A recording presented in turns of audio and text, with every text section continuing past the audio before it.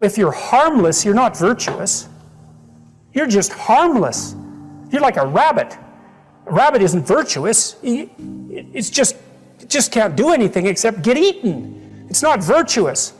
If you're a monster and you don't act monstrously, then you're virtuous. But you also have to be a monster. Well, you see this all the time. Harry Potter's like that too. It's like he's flawed, he's hurt, he's got evil in him. He can talk to snakes, man. He breaks rules all the time. All the time. He's not obedient at all. But, he has a good reason for breaking the rules.